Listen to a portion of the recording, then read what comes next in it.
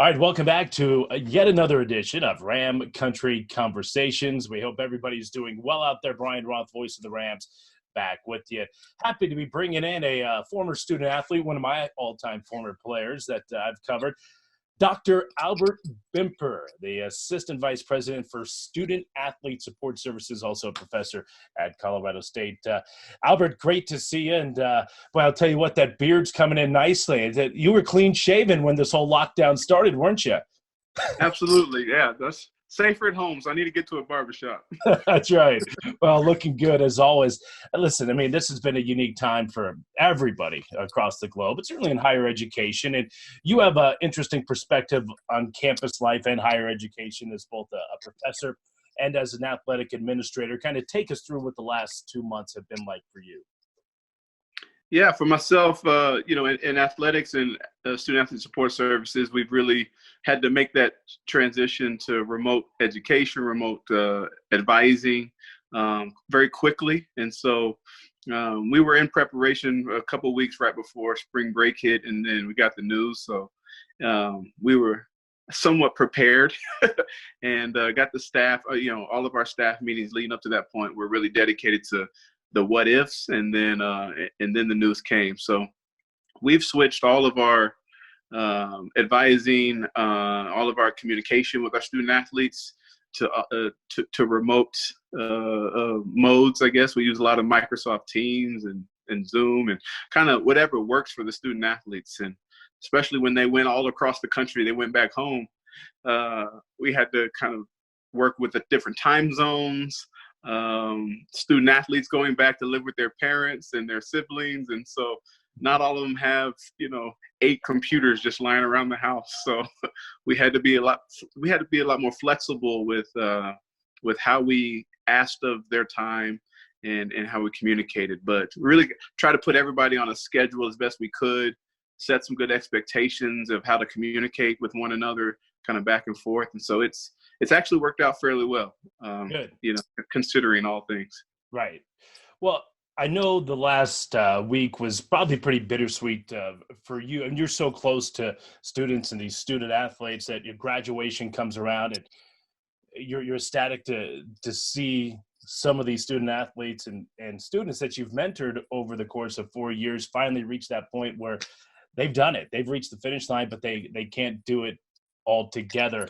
That virtual graduation, I mean, what has been the perspective of those graduating seniors not being able to participate in a full-fledged college graduation that I know we all have in our past? Yeah, it's that is one of my favorite times of the year, is especially as a faculty member. I get to not only I get to participate in their graduations as part of the faculty marshals at many of the graduations. And so I get to put on my own regalia as they put on theirs, and kind of give them one last hug and handshake as they walk across the stage. And so that's a moment that I've missed. And it truly is like a really powerful moment for the students to have the chance to kind of that culminating moment of all the things that they've gone through. And so to not have that, many of the students have really missed it. We did our best to try to create keep using the word moment for them to remember, something memorable for them. And, we did, for the ones that were in town, we did a fan parade, and we sent them their student athlete stoles that we launched this year. And so we sent them their stoles. We mailed them out. Our athletic director, Joe Parker, wrote a letter and put that in the mail with them. So many of them got their stoles. We've been trying to receive pictures, and yeah, they've missed the traditional moment, but I think they've been able to create their own memories. And really, it's been our point to just highlight that they've achieved something great, and they are now a part of, and they've always been a part of the Ram family, but to be an alumni of the university takes it up a notch and kind of helps to complete the process. As we always talk about in athletics, trust the process and complete the process. Right. So I think they've missed the traditional one that many of us are used to, but there's something unique and something special about this is theirs. And I think there's a rallying, kind of galvanizing component to this year's graduations all across the country.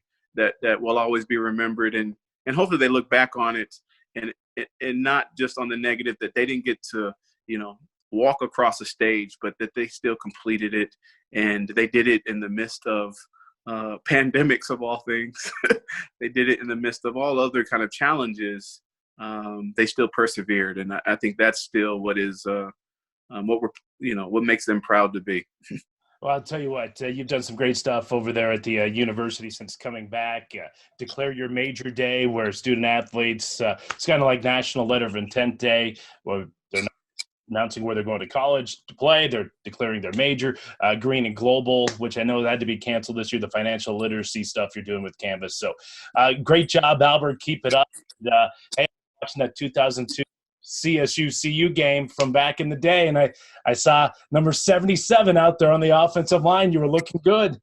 Yep, got to get Cecil and Bradley across the goal line. So right. It was a good game.